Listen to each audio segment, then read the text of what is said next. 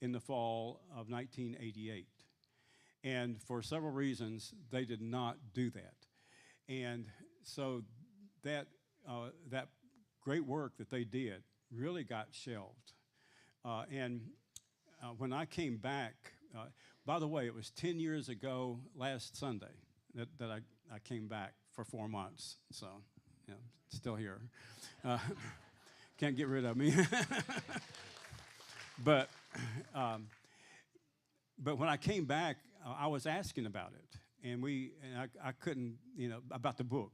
It's a big book, and there's multiple copies of it.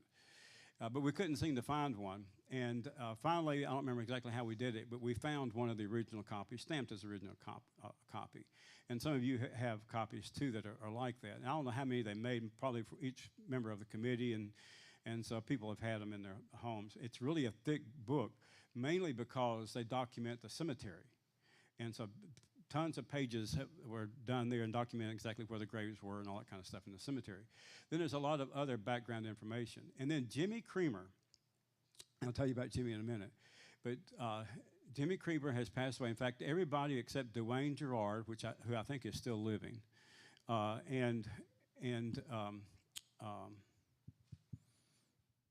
Joy Wilkes moved, and Joy was not pianist. She was the typist on the for that project. That's before computers, right? So she did a lot of work. So what I did was I put in their work too, so that you're going to see that the second part of that is what Jimmy wrote. So Jimmy Creamer wrote that. He did an excellent job with it. Now then. And for this particular presentation, I tried to put together a kind of a slide or a PowerPoint presentation. And so tonight we'll be working off of three things. We'll be working off what I wrote first. And so I'm going to read that, and you can read it along with me. It's just short. And that will set up a kind of an overview of the first section. Then we'll go to the next section and the next section. And the back section that you have there is only for your use. You can go back in there, you can keep it, you can mark it, and et cetera. Now then, when we get into later history, there are some things that, one reason that they did not publish that is because there had been a little bit of question about this and about that and about the other thing. Again, I was planning on doing this in a few minutes, but I'll do it now while I'm talking. When you get into history, I enjoy history. It can be very controversial, okay? And so it's important that we all understand that we're trying to learn together what the history of our church is. And then once you get that information and you have all that data, then you try to compile, middle of the road as best you can, what it is. In other words, there's going to be times where, according to this history written in 1897, this happened. But later, another history counteracted that or contradicted that. And so you try to figure out, you decide as a reader, which it's going to be. And so I was kind of kidding with the pastor this morning about correcting my grammar on the column that I sent him. Let me say this, that I really need and want and solicit that kind of scrutiny in anything that I write. Whether it's facts-based or whether it's spelling, which I am the world's worst speller. My dad was a bad speller too, and he had sympathy with me because I would flunk spelling tests in the first and second and third grade. Now my brother, here's your spelling word list. 20 words. Got it. So 3 days later, you give him that spelling test. It's right down there. Me, here's your spelling word, Bobby. Okay. Now write it down. And I wouldn't be able to write it down 3 minutes later, right? That's just me. And my dear teacher, second grade teacher, who lived right next to me my whole life, and Mrs. Coffey, she said, Bobby, you just didn't get proper phonics. If you had known phonics, you would have been able to spell. Well, my dad used to say, no, it wasn't my dad. It was one of the ladies that taught me. They said, well, listen, you'll be able to write when typewriters can spell. And guess what? Typewriters spell. So if you see something, and I send you a letter, DEER, you'll know that I was sincere in trying to get that letter to you. But oh, by the way, now have you ever been in a situation when you're writing? Because I have, and you're typing along, and all of a sudden it puts a little red line under there. Well, me, I'm the kind of guy that wants to try to figure out myself, how to spell it right. And I'll try it again, no. Try it again, no. Try it again, still don't get it right. And I'll ask it then, okay, what is it? And none of the words that they're giving me are the words that I'm wanting to spell. So what do I have to do is ask Alexa, how do you spell, whatever the word is? And she will tell me. So I am in the 21st century, so now I can write the history of New Prospect Baptist Church. And so what happens is, if you see a mistake seriously, because there's actually some, when I was reading through that second thing that you have there, it'll say one thing in one passage and one thing in another passage. And we're going to talk about that when we talk about when the church moved from the cemetery side to the current side of the road. Because one has it right after the Civil War, the other waits until they build the building that we know is a white building, at the turn of the century, 1899. But anyway, that gets us started. Now, I asked Joel permission to do this because I thought it would be kind of cool for us to pretend that we are in Deep Creek Baptist Church in like 1840, okay? Now, it's a log church by all accounts. We don't have any idea, talk about it in a minute, but we only know for sure where it was, although we have marked a place for it. We can't say 100%. We'll talk about that in a second. But it's 1840, and we are meeting together here, just fellowship of people, and you live down the street, and somebody else lives down the street. You all brought your buggy in, and you meet each other. What kind of worship service did you have? What was it like? Quiet. Huh? Quiet. So what kind of a quiet service? It was, you just sit there and be. That's a Quaker's. Have you ever been to a Quaker service? Oh, sorry, have you been to a Quaker service? Do you know how the Quakers do it? I'm not. This is not.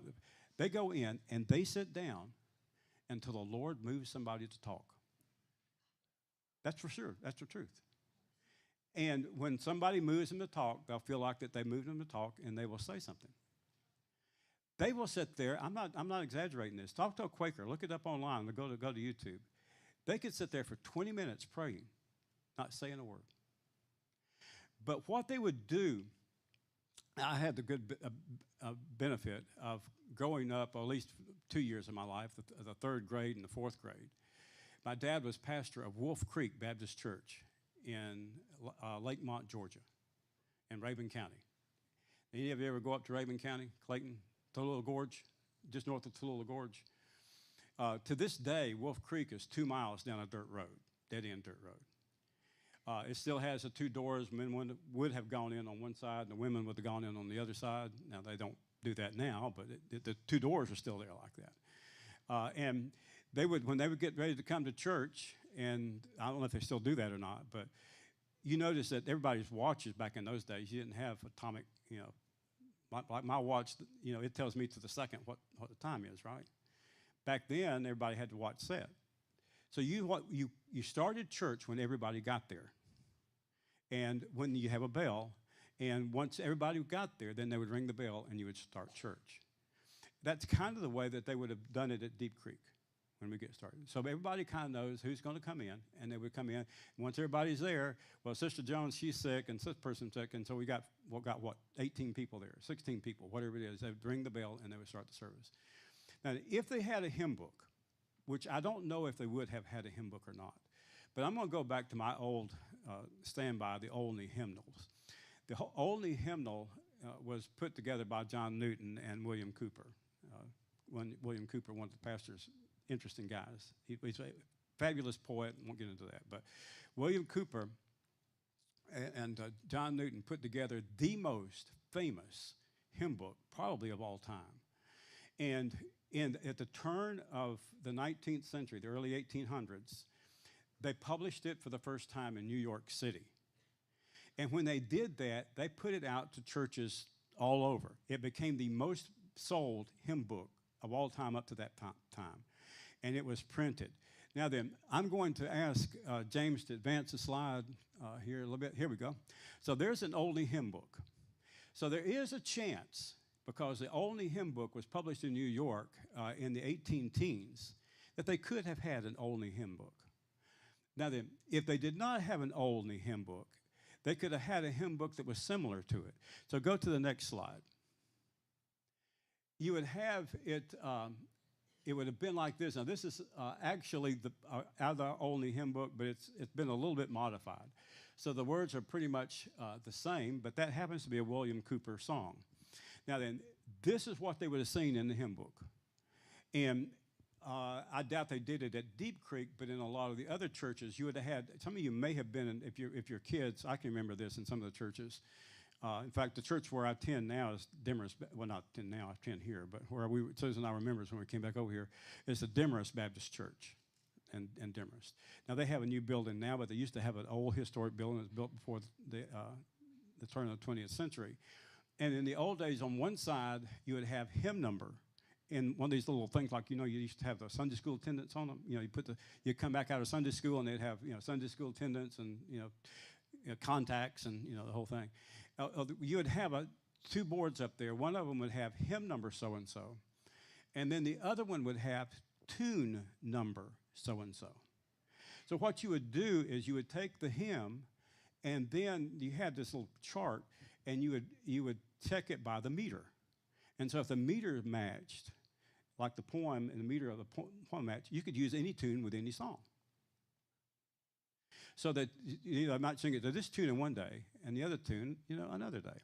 Well, the song that you're looking at right there is William Cooper's "There Is a Fountain Filled with Blood," drawn from Emmanuel's vein. William Cooper had a troubled life, but that's one of his songs from the Olney hymn book. Now, he was a better writer than John Newton, at least John Newton thought he was. And he wrote tons of beautiful hymns in there. The only one that we know is "There Is a Fountain." Now then, the tune that we know as "There Is a Fountain" was also written in the 1700s during the same time period. So that it's very possible that in England, they would have used that tune. There is a fountain filled with blood drawn from Emmanuel's vein. They would have sung it a cappella, and our church would have sung it a cappella if they'd had an Olney hymn book. And so what I'm going to ask us to do is stand up, and if we go to the next slide, what I did is put the words up there where you can read them and understand them, okay? So now then, what we're going to do is we're going to read it from the words, and by the way, you're going to notice that there may be a few words in here that are spelled a little bit differently, like filled and et cetera. I actually copied that straight, of course, it changed the font and stuff like that, but copied it straight off the original song. So we have made some modifications. The only thing that I did, originally you would have sung that song, "There is a fountain filled with blood drawn from Emmanuel's veins. Sinners plunge beneath that flood, lose all their guilty stains." That's how it's written in the Olney hymn book. And then you go to the next verse, and the next verse, and the next verse. Well, when we got it put to music, they kind of added that little refrain-like thing at the end of it. Since that's how we know it, I added that into it. But in the original Olney hymn book, it would have stopped at "lose all their guilty stains." So I want us to stand together, and we're going to sing that hymn just as if it was out of the hymn book in 1840 at Deep Creek Baptist Church, and we're a cappella, and you sing it with me. Ready? There is a fountain filled with blood drawn from Emmanuel's veins, and sinners plunge beneath that flood, lose all their guilty stains, lose all their guilty stains, lose all their guilty stains, and sinners plunge beneath that flood, lose all their guilty stains. The dying thief rejoiced to see the fountain in his day, and there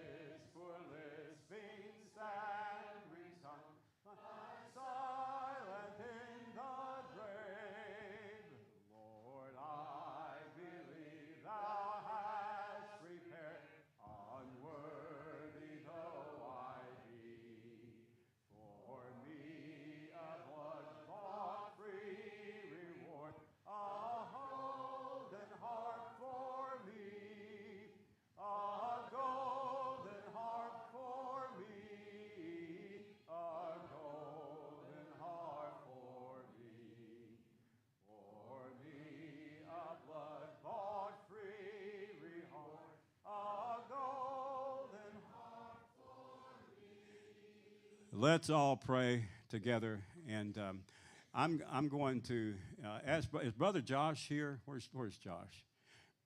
Brother Josh, I want you to lead us in prayer. Would you do that for us?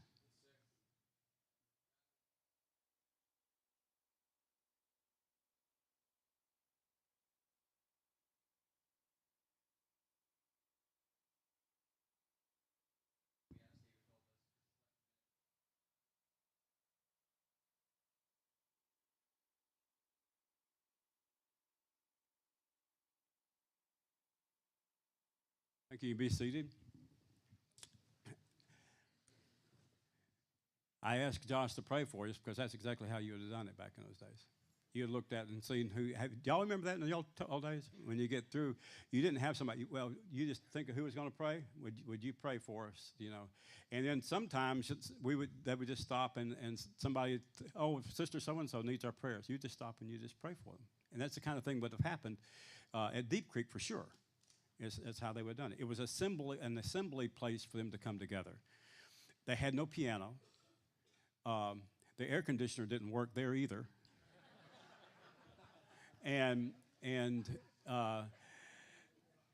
But they would get together, and they created a family. Now then, most of them lived within walking distance of that church. So that's the reason in a minute you're going to see so many different churches. Now I'm going to mention one other song here, and then we're not going to sing the whole thing. By the way, have any of you been to the Amish country? Have any of you been to an Amish service? They meet in the houses. Some of you might have been there. I have some Amish friends, and I don't want to chase a rabbit, but let me tell you, they would sing similar to what we just got through singing, except you know how they would sing it, and they would sing every verse. There is a fire. That's how they would do it. Okay, so I'm not going to do that. But the next song here you're going to see in the Olney hymn book is at the bottom right there, and I don't know if you can read it or not, but it says Faith's Review and Expectation, and that would have been in the Olney hymn book too. And they would have sung that song. And that song is a song that we know today as Amazing Grace, right? Most of you would recognize. Faith, Review, and Expectation. John Newton did not write that to be sung years ago, later. He wrote that as an illustration to his New Year's Eve service. And Faith's Review and Expectation. Now then, we're going to sing that. The only catch is that we cannot sing the tune that we sing and associate it with because it had not been published or written yet. It did not happen. Well, it might have been done about the time the church was founded. They published a hymn book that had the music like we would know it today. And what they did, there's an episode of Andy Griffith's show where this guy comes in and he's listening to all the local people sing these local songs and he's recording them on a record player. Do you remember that episode? And he had this fancy record player, and the people would sing the song, and he would record it, trying to find a song. That's how they were finding songs, and that's how they found songs in the early 1800s. Is they would actually go visit all these places, and they would listen to the song, and he would notate them in notation. So it'd be like if he was doing Amazing Grace, 1 4, 1 4, bum, bum, and he would do that way in notations, and then they would put symbols on it. So that's how you ever heard shape notes, so that's how they did the shape notes. Okay, so what we're going to do though, we have Faith's Review and Expectation, but we don't have the tune. I tell you what, the tune that they would have known would have been what? There is a fountain filled with blood, right?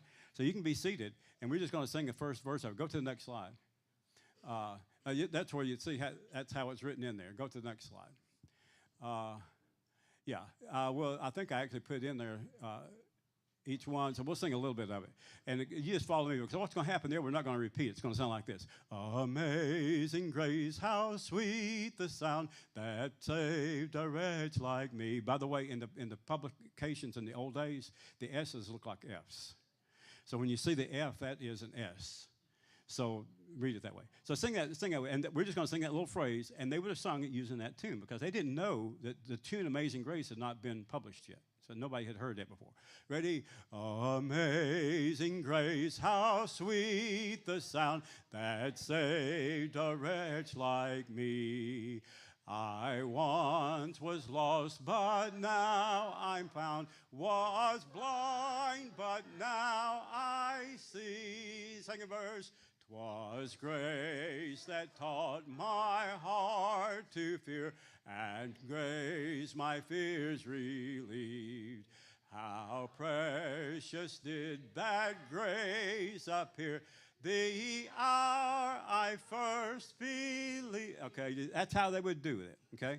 Now, there's actually several other tunes that we could use, but all we have to do is look in the back of what we'd have a hymn book now. If you look at back the old hymnal, it will show you the different meters and what songs can use that meter. And so you can use different tunes with different songs. Okay, but I don't want to get into that because we're here to study the history of the church. But I thought it was interesting to see how they would have sung it, back in those days. Now you have what we have written here. Go to the next. Leave it right there just a second. When you look at the introduction that I have there, I gave credit to the people who were on that committee. Jimmy Creamer was a chairman. He was also the one who did the writing. I think that would have been Barry Creamer's. He's a cousin, I think, to Barry. Is that right, Gene? Yeah. So it's not like Barry's son or anything like that. He was a cousin, maybe even second cousin, first cousin. And Dwayne, who's still living, and Joe McLeese, of course, passed on. Caroline McLean is. Excuse me, Caroline Davis has passed on. Ben Bolt, of course. By the way, let me mention about Ben. Ben. A lot of you know Ben, of course, and Gloria. I don't know if Gloria is here. Gloria, you here? Should have invited her. Ben was a big help to me early on before we ever started this project. So Ben would come in. He wrote helped write the history of Shiloh. He didn't write it. He actually compiled the book. So Ben was a big help to me. I really appreciate him, Barbara Burgess, and Joy Wilkes. Those people are the one who did this history, not me. I'm just kind of, hopping on their back. Jump at the next slide there for me, James. Okay, this is what I had written there in the book. Let me do this really quick. Mainly, I wanted to make a statement or two. I'll tell you what, you can read that. I won't go into that. Basically, what I'm saying there is I'm reminding everybody that I'm not a historian, and I'm not. I'm not really a writer. I've written a few things, and I wrote for about 8 or 10 years for the local paper, and I enjoy writing, but I don't consider myself a writer.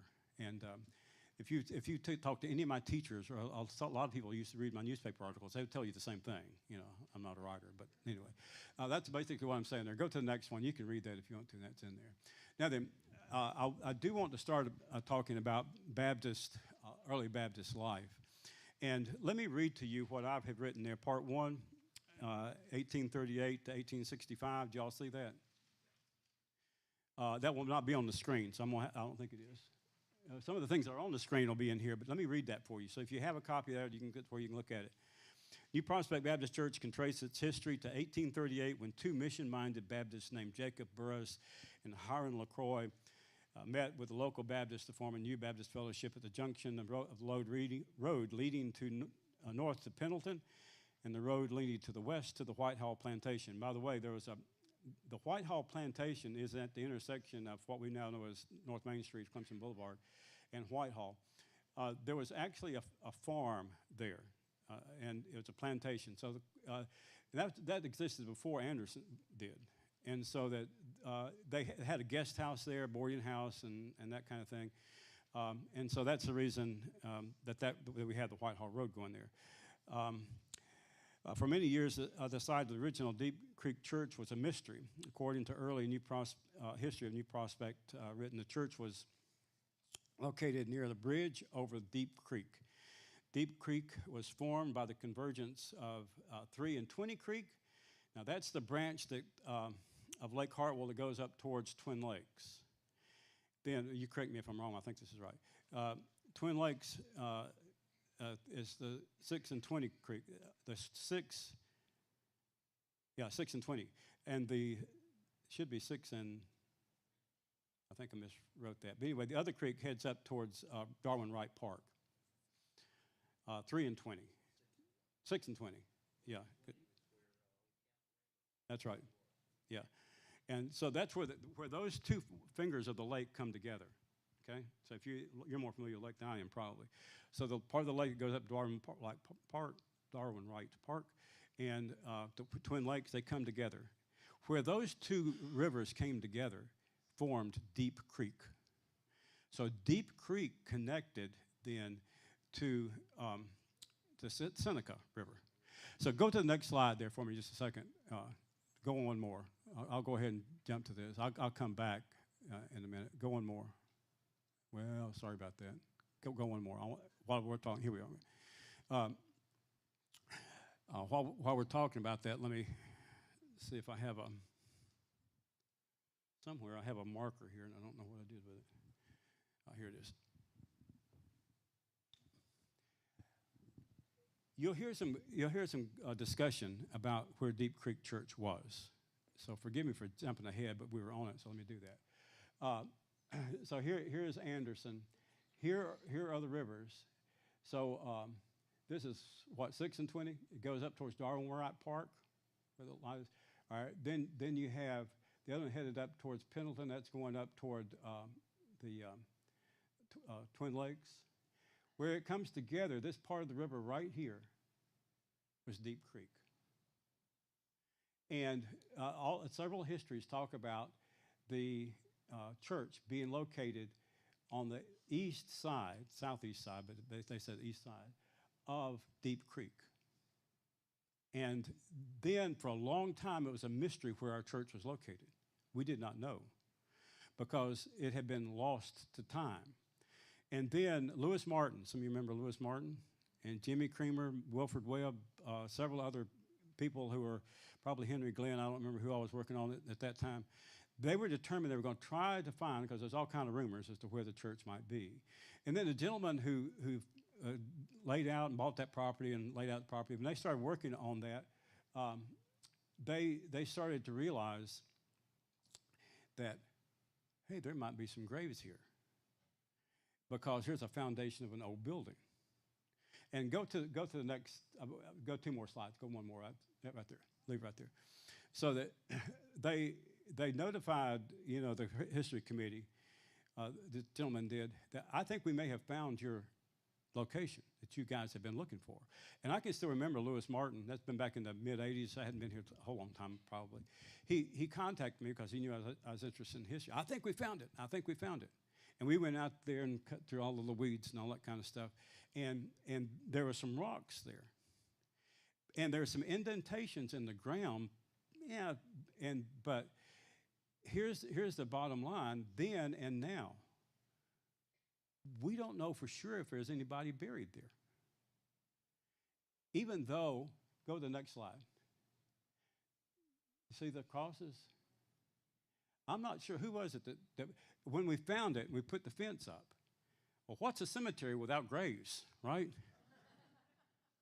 So let's put some graves. And I think maybe Steve Williamson or somebody probably made up the graves, the markers, little crosses. Yeah, but there's nothing written on the rocks. So there's nothing. Now then, there was a rumor that one of them had etching on it. But I don't know where it is. But when they would find a rock sitting there, they would put a cross at it. Now then, so that's the trick here. I would love, if any of you have a way of talking with people at Clemson or Anderson University, Pardon me? There's ways that we could find out exactly what or who is buried there.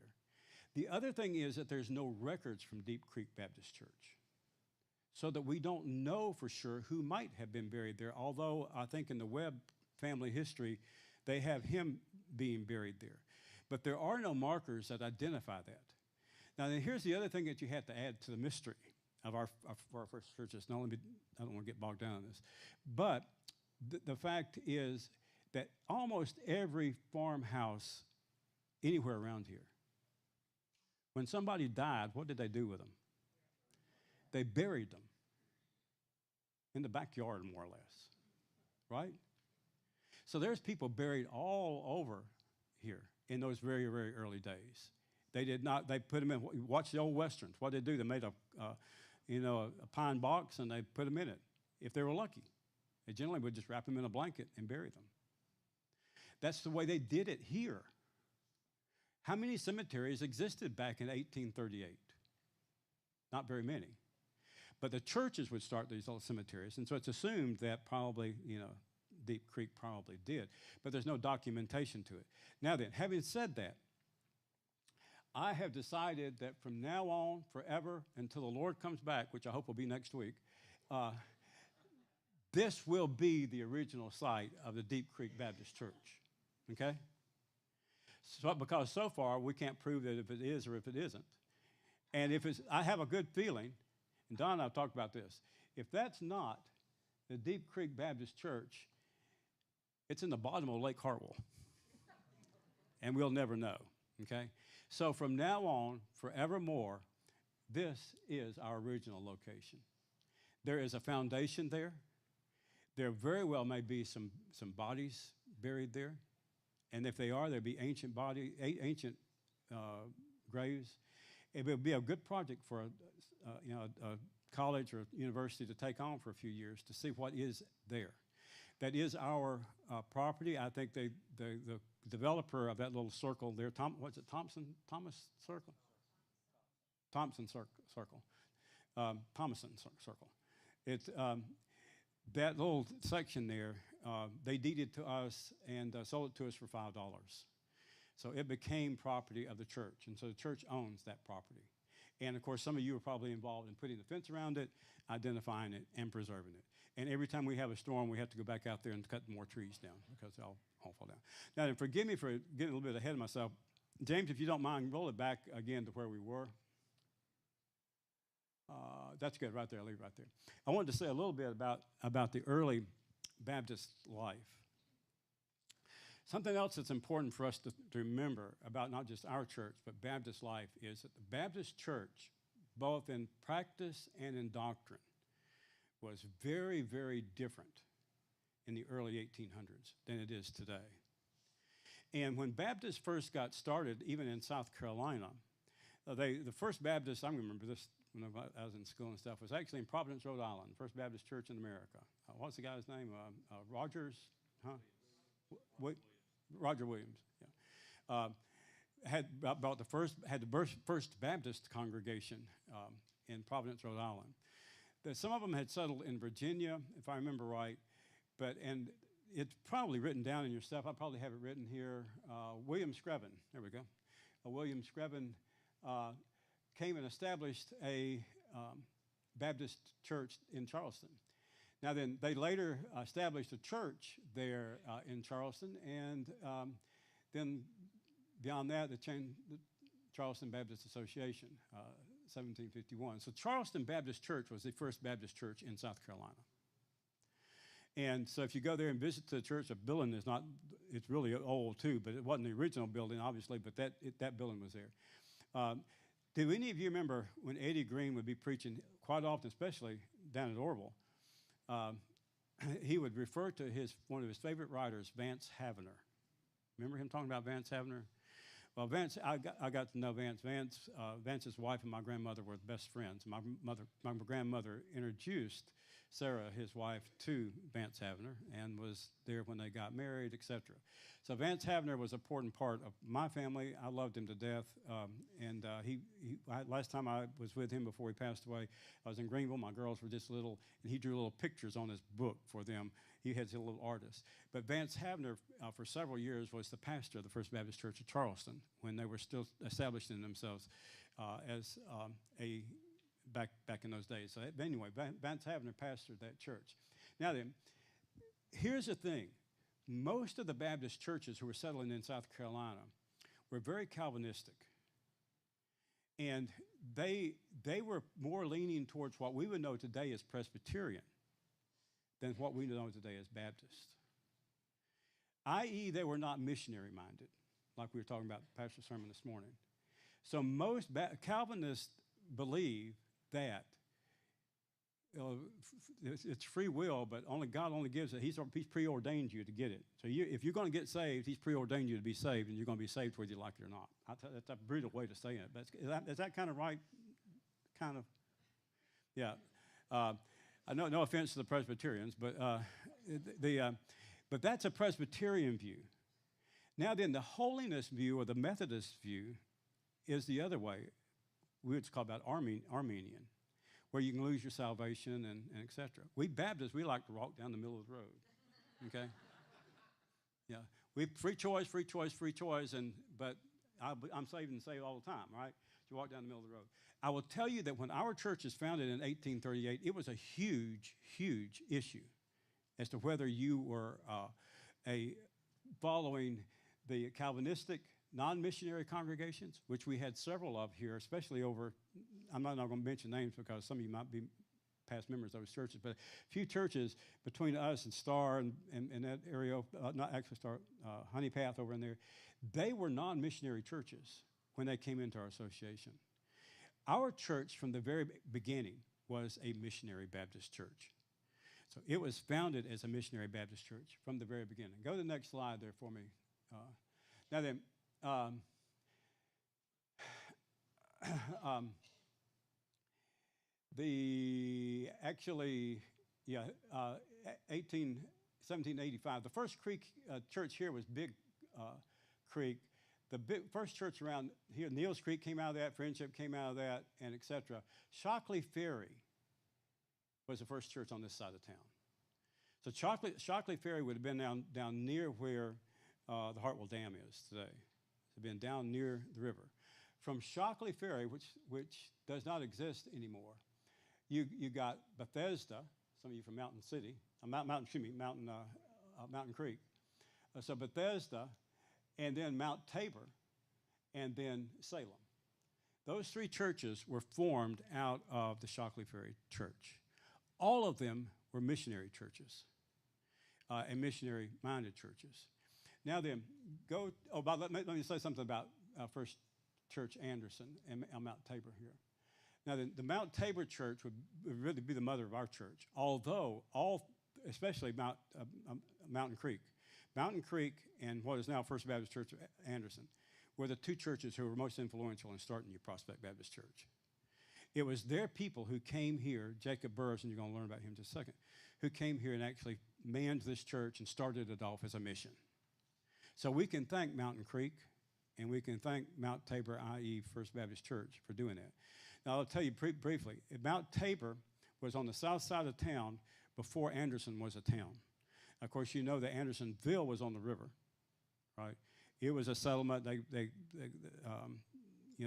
had a lot of shipping that would go down to the waterfalls, and they would have to take it around Augusta and port it, and then they would take it on down the Savannah River. But when they set up the county of the district of Anderson here out of the Pendleton district, they needed to set up a new area courthouse that was removed from the river because the river, guess what, flooded. So you had those three rivers we talked, 4 or 5 rivers actually, that converged right out here at what we call the Big Water. In the rainy season, it flooded. So a lot of times Andersonville, possibly Deep Creek, would flood in the spring. So that they decided to move back in along the road that would take people down from Pendleton to Abbeville. And they put it in, there's a bunch of stories about how they did that. I won't get into that. Most of it's folklore, I think. The story is that they couldn't decide, and they got drunk and went out there and put a shovel in the ground and said, well, this is going to be it, and that's where they put the courthouse. I don't know if that's true or not. But they created the village of Anderson Courthouse. In what year? I don't know. Put it up there. It's at the late 1820s. And it's about 10 years before our church was founded. So now then, people are starting to move back into town for the first time. You had a few plantations. I just mentioned the Whitehall plantation. The other one was a Burris plantation. So let's go on to the next slide.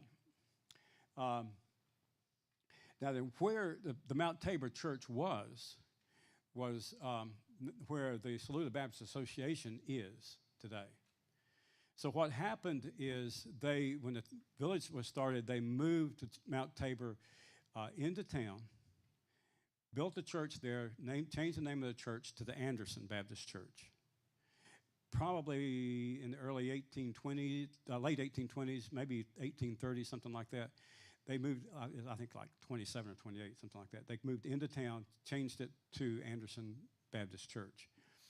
And then they actually, this is one thing about the graves, they actually moved some of the graves. Now, one of the main people who started Mount Tabor, i.e. First Church, was a man named James Burroughs. And James Burroughs was a preacher. He was a layman, a lay preacher. He was a fairly well-to-do farmer. And his farm was up there now where the Anderson Mall is today. So you had the Whitehall Plantation, and then you had the Burroughs farm, i.e. plantation. And by the way, the plantations were not what you think about from Gone with the Wind, okay? These were just settlements, right? These just, think a little settlement, a little farm, and that's what they had. So the Whitehall, then you had the Burroughs. And Burroughs was very active in getting these churches started. He was buried there. And when they moved up, they moved the gravestones. Now, I didn't know this the other day when I was in the history. By the way, if you've not been to the history, our history museum downtown, go, because they're great people there. And they've been helping me a lot. So some of this stuff I learned just right recently. I think this is interesting because James Burroughs, one of the founders of Baptist in Anderson County in this area, and especially First Baptist Church, they moved his marker, but apparently they did not move his grave because there is nobody buried where his marker is today, next to Anderson First Baptist Church. But that would have been if you could do a Back to the Future moment, and you also went back to that period, you'd be standing in the middle of South Murray Avenue, in the middle of the road. Now then, the backyard of where they would have been is where now the Southern Baptist Association is. So what happened was they had that property, it was just sat there vacant, for years and years and years. Some of you remember that when I came into this area in the mid-1970s, the Southern Baptist Association was in Watson Village in a little bitty house off right near where Eddie lived over there. In a small little office. And it was J.C. Rice, who was a member of our church here and our associational director for many, many years. Great guy, he and his wife both. And he had a vision of putting in a new associational office. I watched him, or I didn't watch him do it, but he showed me his plan written on a piece of paper on the kitchen table of how that office should be. And that's the way that office is today. Secretary's office, everything. But the First Baptist Church gave them that property because they had that property. It was still deeded to them because it was that's where the old Mount Tabor Church was. So anyway, that's how we got to that. Now then, here's an important, by the way, let me mention here, James Burroughs, when he would start it, they had brush arbor. Do you remember brush arbor meetings? You know what that is? Most of the churches, when they would get started, they were simply lean-tos with benches. Brush arbors. So make a lean-to with literally trees and limbs and stuff like that. So James Burroughs, his first meetings were in meetings like places like that, not churches like we would notice. And probably so when they came to Deep Creek, it's a similar thing. So that Mount Tabor started as a brush arbor meeting. I read that somewhere, I don't remember. But now then, here's the important thing. See his son right there? That's Jacob Burroughs. Jacob Burroughs is the one who started our church. So that's his son. That's James Burroughs' son. Had a big influence on starting this church. He also started many other churches in this area. He also pastored most of those churches. Now then, they did not have, meetings every week. They were lucky to have one a month. So that Preacher Burroughs or Preacher LaCroix, who also came in here for the first year, and they were working together. So they were all members of Mount Tabor. They were all members of First Baptist Church Anderson. And they would come here and they would start these churches all over. So they'd be in our church on one Sunday. They'd be at Mountain Creek on the next Sunday. They may be at Salem, on the next Sunday. And by the way, Salem Church was not located where it is now, but it is that same church. And so it was down on the river, and they moved it. I don't remember the whole details, but it's the same church. So that Salem Church is one of the really, really old churches, as you go over to the backside of the mall. But it did move to its location, years and years ago. But anyway, Jacob Burris is the one who had a lot to do with our being here. Go to the next slide. Let me put that in there. Then we have Hiram LaCoy was the first pastor. Now, for a year, there's a little bit of discrepancy. So sometimes you'll read that our church founded in 1839. 1839 is when our church was accepted into the Southern Baptist Association. It was actually formed in 1838. So sometimes those things get kind of mixed up a little bit. But LaCroix came in before they went into the association. Then he went down to Aiken, and et cetera. I told you a little bit more about where the church could have been located, and et cetera. Go to the next slide there for me. Go on. We've already seen that. Go. Yeah, there we go. Stop right there. This is Jacob Burris. Now then, he's on front. I decided to put him on the front of your material for tonight. Now then, Jacob Burris lived a long life. He actually came back here, preached here several times. And you're going to listen, if you read through there, and I'll take time because I don't want to keep us too late here. But we had several pastors who would be here for a year, maybe a year and a half. And sometimes you'd see a pastor who was here for 1 year, then he would come back 3 years later for a year, and et cetera. Now then, pastors at that time were known as pastor, deacon, and elder. They would be approved by the local churches, but there was no, as opposed to the Presbyterian or the Methodist, who had a very formal way of making sure that their ministers were ordained and went to school and all that kind of stuff. Most of our pastors, including Jacob Burris, were uneducated, completely uneducated. I would say illiterate. And so if there was a calling and a church fellowship that was women's fellowship calling, you're ordained. You're an elder in a church. So that they would be referred to in different ways like that. And you would call an elder or a pastor to a church in the same way that we elect a Sunday school superintendent for the coming year. So it's really every year you would decide who was coming in. Because guess what? They got paid very, very little, if they got paid at all, period. And if you got paid, it was in chickens or, corn and stuff like that, really. My dad, I told you about pastoring Wolf Creek Church. That was back in 58, I think. They paid him $5 a week. He used more than gas going back and forth. It's 30 minutes to get from our house, or 40, longer than that, in a dirt road. But people did it because they loved the Lord.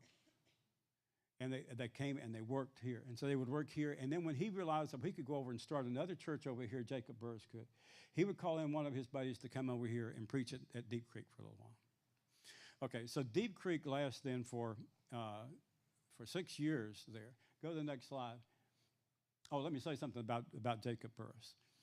You remember me telling you that the farm was where the Anderson Mall is now. Okay.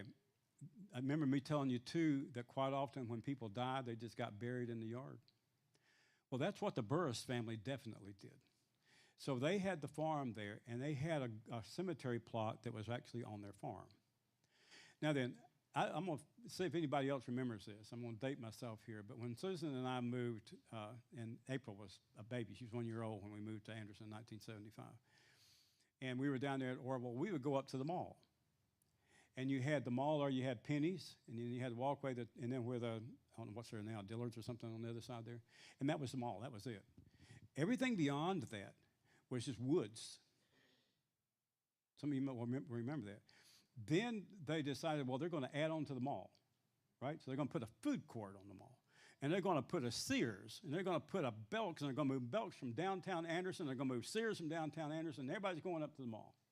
So you had this big excavation project in the mall. Everybody's excited, right? Late 70s. We're going to get a whole new big mall like they have down in Atlanta, all right? With a food court and everything. Well, they started digging that out where now is like Second Chance Church and all that area there. They dug it and put it in. You notice how you have to go down the road when you leave the mall to go to it? So they dug it down. But guess what? They were on the Burris property, and the Burris graveyard was right there and all those weeds. And so what happened was they literally had to cut everything around that cemetery.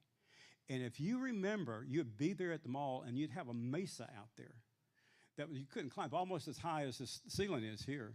It was flat topped and had some graves up there at the top.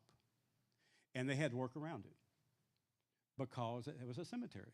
Do any of you remember that, seeing that? I actually am talking to down at the museum. They're trying to find a picture of that because I think that's kind of cool, you know. They forgot to check and see if there was a cemetery there. Well, in that cemetery is where Jacob Burris was buried. So he was in that mesa, his body, his grave. Was it? We'll have to find it. So if it's in the Independent, I'm sure we can find it. But what they did was they took those graves and they moved them to Salem Baptist Church. So if you go to Salem Baptist Church now, you will see a marker like this. It's in the ground. So they took that marker and laid it into the ground, and they also moved the body of Jacob Burris. So the son, we know where he was. And his dad, bless his heart, we know where his marker is, but we don't have any idea where he is. And that's one reason you don't have to worry. When the Lord comes back, you know, I don't care if you died, you know, 1,000 years ago and your bones are dust, he's going to resurrect you, right? If they're ashes or if they're dust or if they've been eaten up with in the ocean, doesn't make any difference. And so that's the way it is here. Keep on going, and I'm about out of time. Let me say something about, I'm trying to rush through this, but you keep the little book there. Come back, I'm going to give you another one like that, you know, next week. This is all just nothing, you know, I'm sure you find tons of errors in it. When you do, I don't object one whatsoever. You show them to me. I probably ignore them, but you can show them to me anyway. I learned something about writing, and the preacher can tell you this. There's 3 ways that I write. I write remembering how my teachers in high school and college told me to put commas in, right? I remember there are certain ways you're supposed to put a comma in, right? Or not put a comma in. And I remember, I don't know who it was, told me if you don't know whether a comma should go in there or not go in there, don't put it in, okay? That's the rule I follow. The newspaper editor, she had her own way of putting commas in. Some place in Chicago or something, I don't know, whatever, what is it? They have a certain rule book, you know. Yeah, and then when I published a book on my grandfather, I had a different publisher. They used a different system. And so what was funny is I would write mine, and then the first editor would correct it, and then the second editor would correct what the first editor, you know, corrects. So what it is, well, you know, bottom line is I don't really care as long as you get to, if I don't make any sense, then you let me know and I'll become a politician.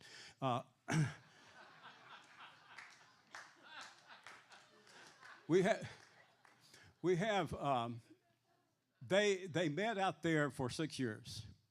And then the Webb family, Mr. Webb, donated property for them to come and build where we are here. Actually, all on the other side of the road. So where Hyatt and where New Prospect Road join, that old part of the cemetery, you can go over there and look at it. The church was on just this side of the old part of the cemetery. And that's where they built it in 1844. And they came in, built the building there. It was not without controversy. I don't really know the details of why they moved it, but it was probably because it's more accessible, number one. It was higher ground. It's very possible that if the location, or even if it was where it was susceptible to flooding and other things. But this was on the main road. That's possible that was it. It's possible that it could have been that the Webbs wanted to have the priority of moving the church on their property. I don't know. But anyway, they moved it here. Now, then there was a little bit of a problem. So sometimes you will read where they had to come back a few years later and actually correct some of the legal things about that. So that you're going to see where the property was purchased like 20 years or 30 years after that, which was not exactly true because it was a legal thing. And sometimes you've had it, and all of a sudden you've had property for 3 or 4 or 5 years, 20 years or whatever, and you get ready to change generations, and all of a sudden there's something wrong, so you have to go back and buy your own property for $1, that kind of thing. So they probably did that. Now then, they changed the name. It became a controversy. The Saluda Baptist Association set up a committee. That committee decided that, the moved church is the church. And so from now on, the Saluda Baptist Association will recognize News Prospect Baptist Church, and we recommend that members of the Deep Creek dissolve. And so they probably did. And so from then on, our church, from October 1844 until today, is New Prospect Baptist Church. Let me say something about the Civil War. Now, you can read in there, you can pick up the different people who were in the pastors during that time. You'll have some years where we didn't have a pastor. A lot of them we didn't have pictures on. But change it again for me, James. Let's take it down a little bit. These are the pastors. You can see them. They're listed in your thing there. The war started in 61. I wanted to take a look, though, at Baxter Hayes of 1859 to 1861. Go another one. Go one more. That's Robert King. There's David Simmons. Okay, that just shows where the church was. Go ahead. We're not going to work on that. One more. Keep on going. I'll talk about schools, too. Maybe next week we'll get to it. Keep on going. Keep on going. Keep on going. Keep on going. Right there. That, to me, looks like Sam Murphy's grandfather.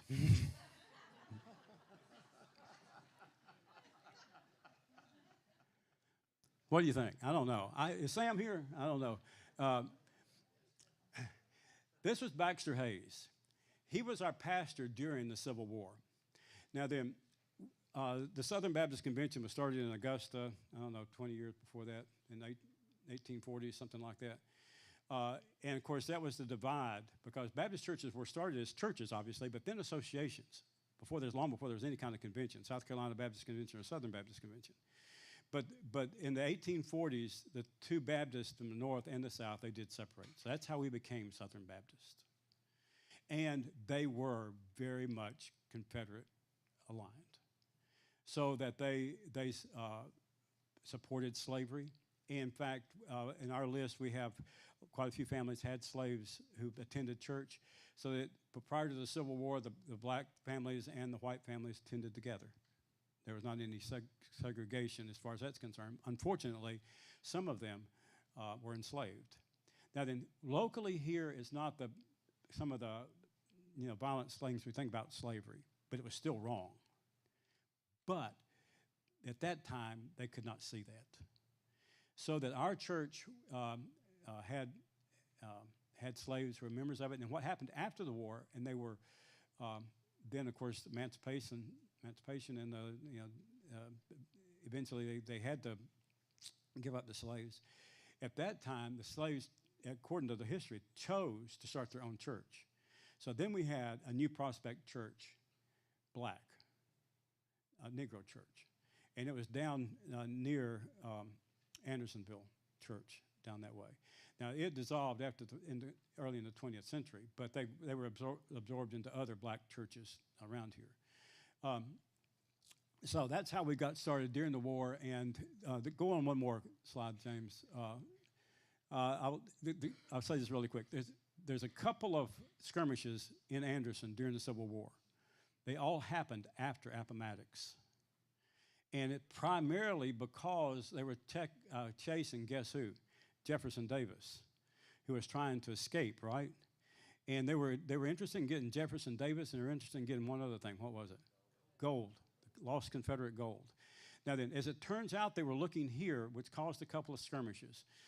There's a couple of, you can learn here, you can go to the library, up to the museum, and you'll learn a lot more about it. I think there was another skirmish up there near where I-85 is, 81, like you're going into Pelzer. Somewhere up in there, they had a little skirmish. But all those happened after Appomattox. So that's the only real battle that happened here. But, so after the war, of course, Jefferson Davis ended up down in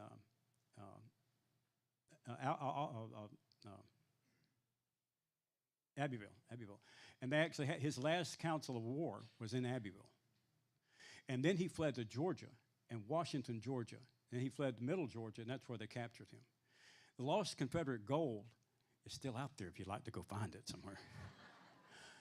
Actually, I think I know what happened to the lost Confederate gold, and before I retire, I'll find it. Here we are. the go through a couple more slides there for me, James, and we'll close this out. Keep on going. Oh, let me say something about that. The schools. I didn't talk about the schools, but we had no schools here. I think there's a possibility that New Prospect actually used a building for homeschooling. Now, that's totally speculation based on some work I did on history in Georgia. And the Wolf Creek Church I was telling you about that I attended was founded in the 1840s. They document there how they went to school in their church building. And they would bring in their teacher, and that's how they did in church. There's a chance they could have done that because there were no schools that I've been able to find in West Anderson until well after the Civil War. Where there was one is downtown next to the current First Baptist Church, and they built the Johnson Female Seminary in a building that right next to where First Baptist Church is today.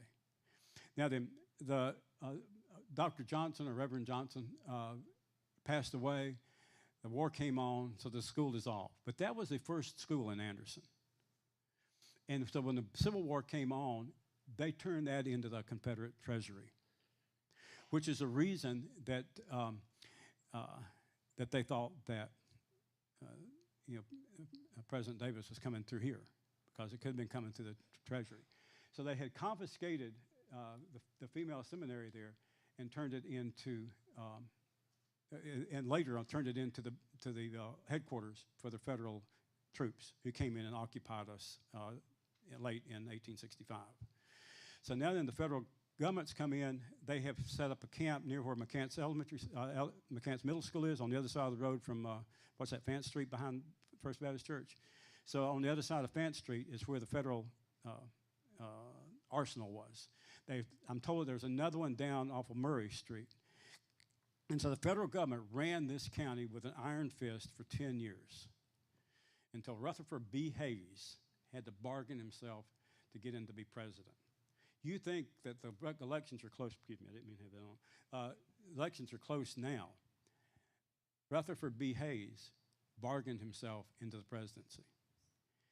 And it affected us here because what he said, he made a deal with the Democrats that he was a Republican. And he said, here's what we'll do. We will pull our troops out if you let me be president. I'll be a Democratic president. Of course, Democrats, they were pro-slavery, even up north. And hardcore ones were. But that's how we got rid of the carpetbaggers in this area. And so that from then on, our church starts over again. And next week, we will learn about how the fire came through. In fact, roll it down a little bit more, James. Just skip through a bunch of stuff there.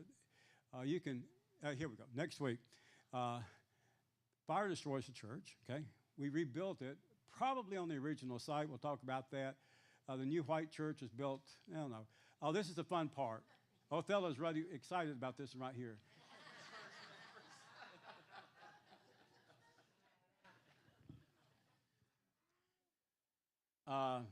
Yeah, come back next week and you'll hear about Othello's ancestors. Those heathens.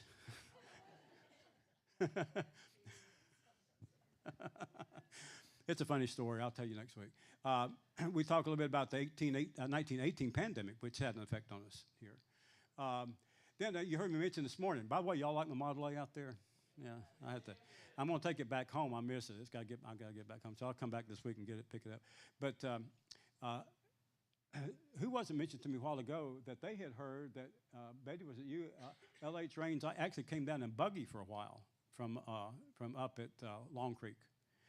But he drove came all the way from Long Creek twice a month on the dirt roads to pastor the church here. For over 15 years he came in, during the Depression. And when he was being paid with chickens, right? And but that car out there is a 1931. So the car would have been brand new if he picked it up. That's how hard it was for him to get back and forth. And he was a highly educated man. We'll talk about the educated preachers in the next session. And then on our last session, you'll talk about the uneducated ministers of music who showed up at this church. But anyway, there's where we are. I hope you enjoyed listening to that. We skipped a lot of stuff. I hope there's a lot of information in there that you can read. That second thing there has got a lot of really good information. Jimmy did a fabulous, that whole committee did a fabulous job. But Jimmy, I knew Jimmy, and he worked hard. All of you, Gene, Carolyn, you know how hard he worked on it. So I think he'd be proud to know that we are putting this out for you to read. When we get ready to do a book, I hope I can work with some of you. I did decide that I've already started it, but I quit because I just felt like I need to get this done first. I'm going to try to write whole fresh copy. It's hard for me to mix stuff together, take what I did and add to it, take it away from it, all that kind of stuff. I'm just going to move it all aside and put me some note things in there, and I'm just going to start from scratch and write a whole new book. And when we do, we'll put pictures in it. Starting next week, you're starting to be able to see pictures. And by the way, I may lay them out because upstairs, those who worked on the history know that we have all those little blocks on wood of our pictures that are laminated, and they're up in one of the rooms. I may lay them out on the table because I know who did those pictures. And he worked really, really hard on those pictures. So you ought to be able to see them because they still look good even today, 50 years later, 40 years later, however long it's been. And by the way, that guy was a really handsome fella and talented singer too. And but anyway, he did a lot of work on those pictures. So I'm gonna go up there and lay them out so you can see them. But the problem that we have now is this, because I had them on a board, and underneath you had a picture, you had it nailed to the board, and underneath it you had a description. I went up there last week. The pictures are in one box, and the descriptions are in another box. So I have no idea which two go together. So I'm going to lay them out so some of you can help me identify who is actually in them. And then we put a lot of those on the screen. Love you guys.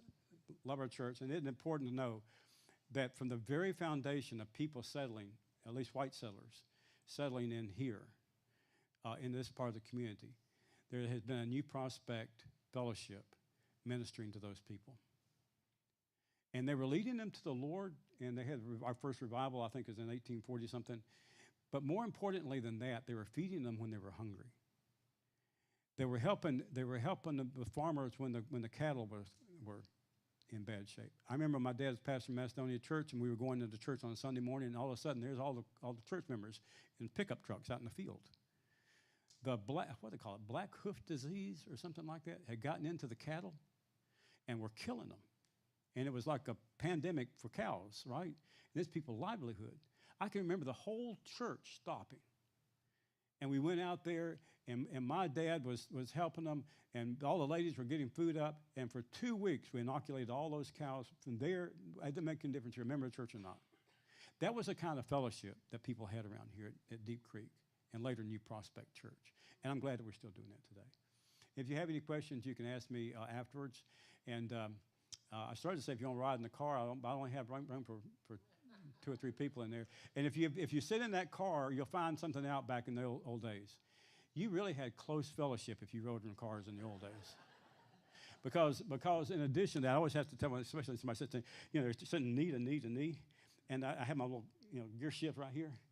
And it embarrasses me like crazy if it's a lady.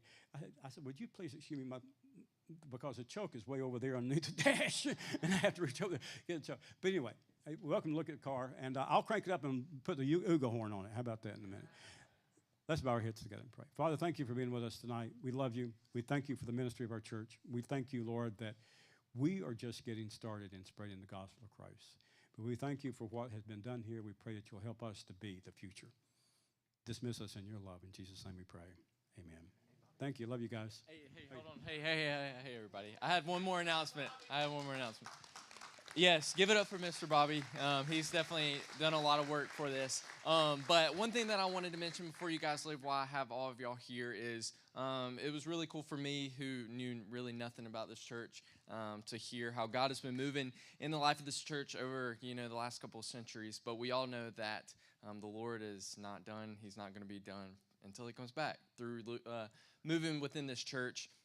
And one way that we've seen God move already in this church is through our next generation. And, you guys got to hear from me and Carol a couple weeks ago about how God is moving within our ministries, and he's doing a lot of cool things in the hearts of our students and our kids at our church. And so tonight, I kind of wanted, before you guys leave, to share about one student in our group who is obeying the Lord's call on her life to go on a mission trip. So, in November, over Thanksgiving break, I've been asked to lead a mission trip to Guatemala through Clayton King Ministries. It's the ministry that hosts the summer camp that we go to. They also do mission trips. And so I was asked to host a mission trip to Guatemala over Thanksgiving break. And so we're going to be going over there and working with this ministry called Ngati. If you were the WMU group, I think like a year ago, I shared a little bit about this. But what we're going to be doing is we're going to be helping teach English. We're going to be helping build a home for a family in need in Guatemala City, in the worst neighborhood in Guatemala City. And so I have the privilege of leading that trip. I led one 2 summers ago, so I'm really excited to get to lead that. It's actually the ministry that I met Noah Murphy, our last intern Noah, at, where he's still serving very closely with them over in Guatemala there. But all that to say, a few months ago at student worship, I kind of shared this to the students and just kind of said, hey, if any of you guys are feeling led to maybe come with me on this trip, let me know, and it worked. And we actually have one student who's going to be coming on this trip with me in November, and her name is Jackson Thomas. She is Don Thomas's granddaughter, and so I just kind of wanted to give her a chance to kind of explain why she feels called to this trip, because we all know going on trips like this is not cheap. So the reason we're doing this is if you feel led to give to her and to financially support her in going over there. I think the trip costs like $2,000, so it's not cheap. But if you feel led to give, please do that with her. But please be praying for us leading up to this trip in November. If anything, please be praying for us that we can be used by the Lord in Guatemala. So I just want to invite Jackson up to the stage real quick, just so she can kind of give and share her heart about this trip that we're going on, and then we'll be dismissed.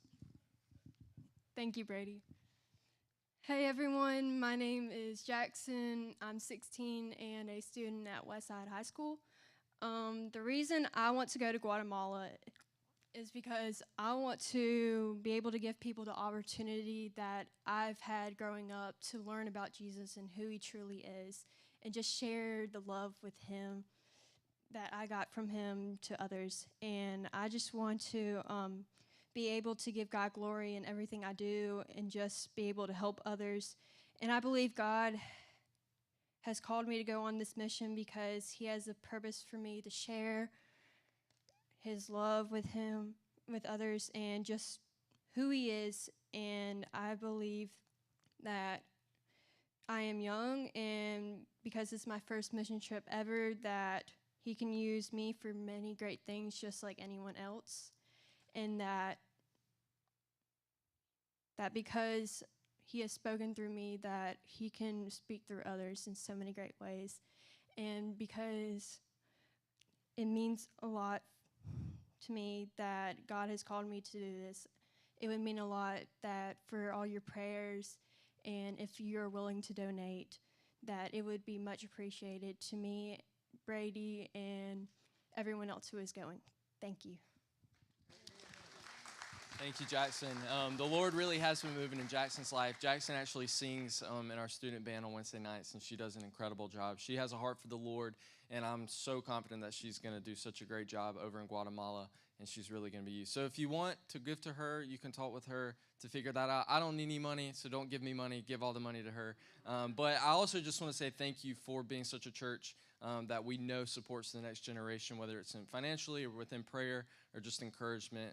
Thanks for being a church that we feel comfortable enough to get up here and talk about. And I think that through the support of the next generation, there's going to be another meeting like this 200-300 years from now, talking about what God did within our generation here. So I just want to say thank you to y'all. And I think with that, y'all are dismissed. Appreciate y'all.